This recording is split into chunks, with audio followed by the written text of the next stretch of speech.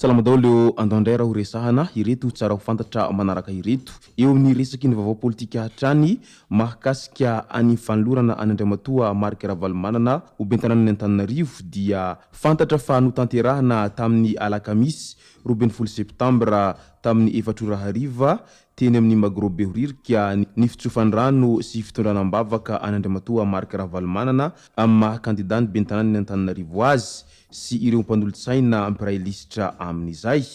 Ka izay no fakafakaina amintsika atao anatin'ity video ity ka manasantsika rehetra anaraka an'ity video ity hatramin'ny farany. Azadino ny milaiky ny video antsika ary tsarovo hatrany ny miabone amin'ny chaîne antsika mba ahafahanareo manaraka tsy tapaka ny video zay lefa any amin'ny sesy tamatavata gasy toy izao ny fanaovana azy. Tsy ampendrela moa isika fa avy hatrany tonga de vavany ndao ary. Melohan'ny idirantsika amin'ny pitsopitso ny mahakasika an'izay firotsahako fidininy Andriamatoa Marc Ravalomanana ho bentanany Antananarivo izay sy ny fitsofandrano azy ary ny fitondranam-bavaka azy tao amin'ny Magrobe Horirika izay dia ndao aloha ho fantarantsika ireto tsara ho fantatra manaraka ireto. Kianjany Barea Mahamasina amin'ny Oktobra no hamboarina. Amboarina manomboka ny volana Oktobra ho avy izao ny bozaka filalaovam-baolina ao amin'ny kianjany Barea Mahamasina raha tsy misy ny fiovana. Mbola mifampiresaka amin'izay orinasa hanamboatra izany ny Fédération Malagasy ny baolina kitra na ny FMF amin'izao fotoana izao ary mijery izay tolotra mifanaraka amin'ny toe-bola eo am-pelantanana. Andrasana araka izany ny fahavitany ity kianjany Barea de Madagasikara ity izay tsy afaka mandray lalao intsony taoriny fanambaran'ny FIFA fa tsy manaraka ny fenitra izay takina ity kianjany Barea Madagasikara ity na dia efa nandaniana volabe tsy toko tsy firohana azy. Eo amin'ny resaka sambo Merci Chips indray dia sitrana i Franky rehefa nahazo fitsaboana taony Merci Chips. Izy indray no Franky zazakely vao 10 taona sy mahatra ny ambohoka ny tenany. Ny renibeny no nitaizazy nanomboka teo amin'ny faha 4 taonany noho izy kamboty ray sy reny. Nisy ny nanao azy ho fimohezana noho io tarehiny io ka nampalahelo azy sady nanjary sakana ho azy tamin'ny fianarany izany. Nahare ny fisiny Merci Chips izay sambo mpitsabo maimaimpona ny renibeny tamin'ny volana Novambra 2024. Nentiny renibeny nakany Toamasina izy mba hamonjy ny fifantenana ny marary. Nahazo fotoana ho any amin'ny sambo i Franky tamin'io tamin'ny volana Aogositra lasa teo izy no nahazo fandidina maimaimpona tao amin'io sambo Afrika Merci Chips io ary vita soamantsara ny fanamboarana ny molony. Rehefa lehibe aho dia hanao dokotera ho izy hatrany raha nilaza ny fahafaliny mahakasika an'izao fasitranany izao. Ndao amin'izay ho resahana ny mahakasika ny firotsahako fidiny Andriamatoa Marc Ravalomanana ho bentanany Antananarivo ao.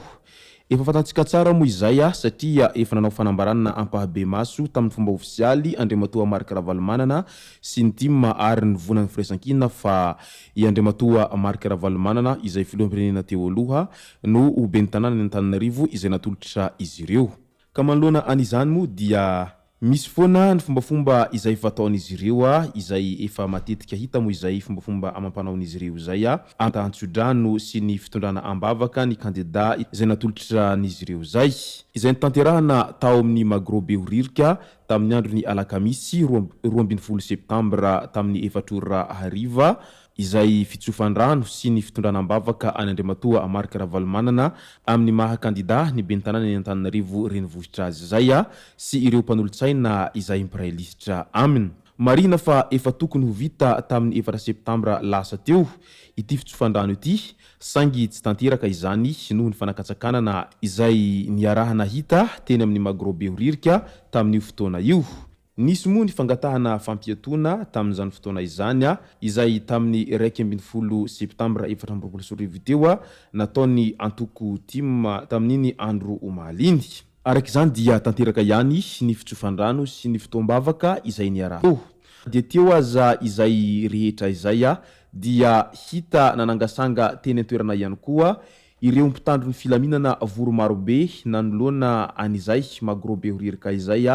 mba hanaramaso ny toe-java-misy sy ny mety hokorontana izay ho isy eny an-toerana ary nanahitrany maro mo raha vantany vao nahita an'izay mpitandro filaminana marobe tonga teny an-toerana izay mba hanaramaso anireto antoko mpanositra ireto amin'izao famorim-bahoaka izay ataon'izy ireo ao anatin'ity magro ity satria manahy mafy mo ireo mpitandro ny filaminana sao dia miteraka korontana na ihany koa fitaomana ny vahoaka hitokona etsiroa izay fitoam-bavaka sy ny fitsofan-drano izay nataony ireo avy ao amin'ny vovonan'ny firaisan-kina niaraka tamin'ny tima izay ka maro maneho ny heviny manoloana an'izay fahitana ny mpitandro ny filaminana voro marobe teny an-toerana amin'ilay manao hoe ny asanjolahy ihany mangana fotsiny nefa ny mpitandro ny filaminana hita voro marobe eny amin'ny magrobe horirika mba hanaramaso an'ireo mpanositra raha toa ka manao an'izay ihany koa ireo mpitandro ny filaminana any amin'ny resaka ny fandripahalemana dia ataoko fa tsy ho isintsony angambany ny asanjolahy sy ny asa ratsy izay miely etseroa satria tonga ara-potoana foana ny mpitandro ny filaminana amin'izay fotoana izay hoy ireo zay mpanara-baovao ara-politika samy naneho ny heviny mahakasika ny zava-misy amin'izao ankehitriny izao tapaka arak'izany fa tena andriamatoa Marc Ravalomanana tokoa ny kandida izay natolotry ny vovonan'ny firaisan-kina sy ny tima ho bentanany Antananarivo renivohitra ao amin'ity fifidianana kominaly ho avy izao izay ho tanterahana amin'ny faharaiky ambin'ny folony volana desambra ho avy izao. Itsy andanin'izay dia maro ny manantena sy matoky ary miandrandra fatratra an'izay ho fahalaniny andriamatoa Marc Ravalomanana ho bentanany Antananarivo izay. Ny etsy ankilany kosa ireo zay avy ao amin'ny antoko amin'ny fitondrana amin'izao fotoana izao dia efa manahy mafy sahady amin'izay mety ho kandidan'izy ireo hifaninana amin'ny andriamatoa Marc Ravalomanana ao Antananarivo renivohitra ao satria mantsy raha nikajikajy hatra amin'izay dia hita taratra sy hita soritra fa i andriamatoa Marc Ravalomanana dia tena mbola mamy ny vahoaka raha ao Antananarivo renivohitra no asiana resaka eo amin'izay resaky ny politika izay ka manantombo be zany andriamatoa Marc Ravalomanana hatreto amin'izay kajikajy izay ao Antananarivo renivohitra izay amin'ny mety ho fahalaniny amin'izay ho bentanany Antananarivo renivohitra izay ka andrasana arak'izany ny voka-pifidianana kominaly izay asa raha tena ho andriamatoa Marc Ravalomanana tokoa no ho lany ho bentanany Antananarivo renivohitra izay asa raha ho iza fa dia miandry ampitonina aloha hatreto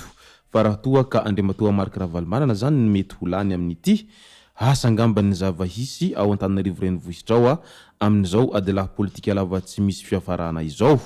Izay sy zay moa ny masaka azona roso tao anatin'ity video ity tomboky lasy tomboky vavy misaotra antsika rehetra nanaraka an'ity video ity hatramin'ny farany azadiny ny milaiky ny videontsika ary tsarovatrany ny miabone amin'ny chaîne-ntsika mba ahafahanareo manaraka tsy tapaka ny video zay lefa any amin'ny sisy tamatabatagasy tomboky lasy tomboky vavy mankasitraka dia mirarisoa.